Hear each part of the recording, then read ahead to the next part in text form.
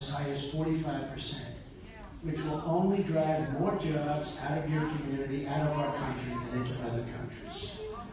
One of the greatest betrayals has been the issue of immigration. Illegal immigration violates the civil rights of Africans. No group has been more economically harmed by decades of illegal immigration than low-income African-American workers. Hillary's pledge to enact open borders, made in secret to a foreign bank, WikiLeaks. Thank you.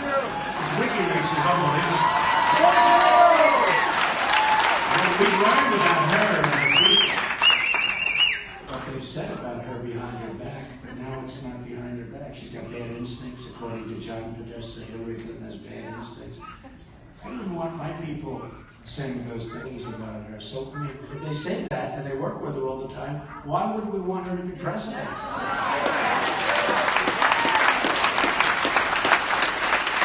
At the center of my revitalization plan is the issue of trade.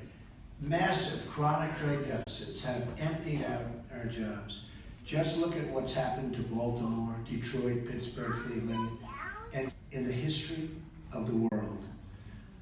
If I'm president and the executives at Ford Motor Company announce, I don't know if it's presidential, but I'd rather do this.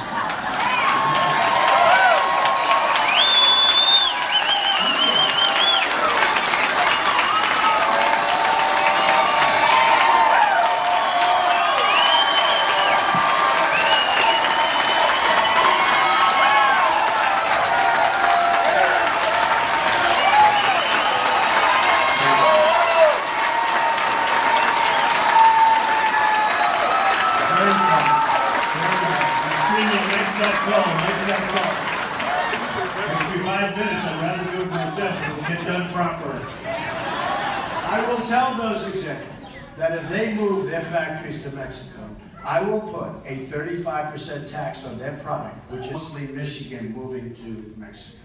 I mean, it's terrible. They make their small cars. That's a big thing. It might be a small car, but it's a lot of business. Before they ship it back to the United States, so they're going to pay a tax, 35%. You tell them, and you know what? They're going to stay. They're going to stay. They're not leaving. They're not leaving.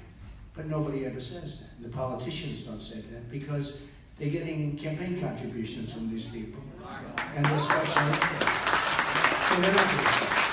Me, I'm saying it. I'm doing that right. I'm working for you, folks.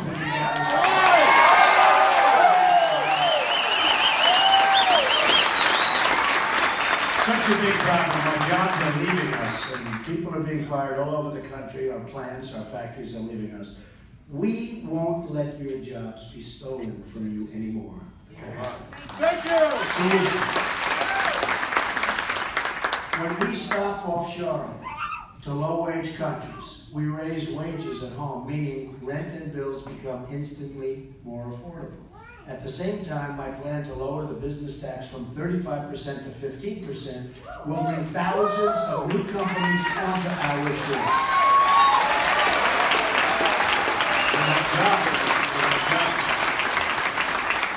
It also includes a massive middle-class tax cut, tax-free child care savings accounts, and child care tax deductions and credits, and a total simplification of the tax code.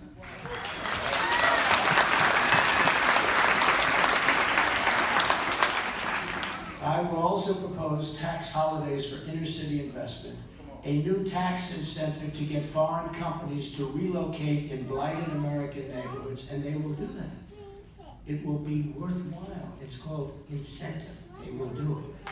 I will further empower cities and states to seek a federal disaster designation for blighted communities in order to initiate the rebuilding of vital infrastructure, the demolition of abandoned properties, and the increased presence of law enforcement so we have safety in our community.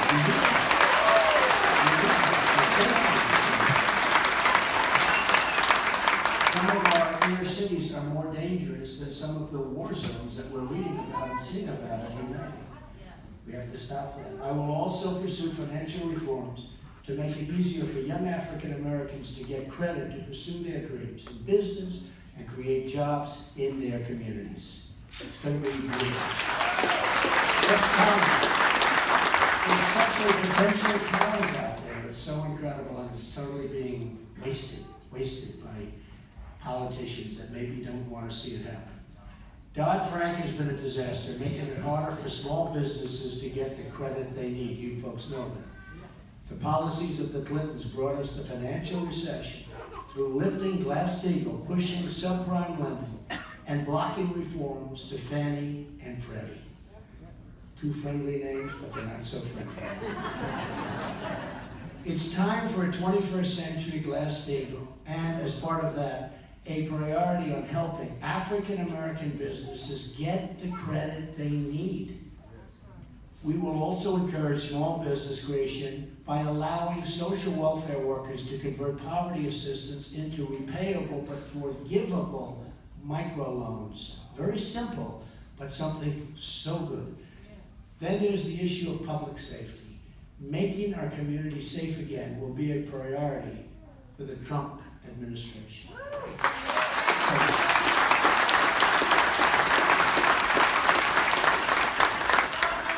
Thank you. We love you too. No, I mean so many people. I mean, you walk to the store to buy a loaf of bread, maybe with your child, and you get shot. Your child gets shot. Gotta stop it. No good. No good. We need safety. I have heard and have listened to the concerns raised by African American citizens about our justice system, and I promise that under a Trump administration, the law will be applied fairly, equally, and without prejudice.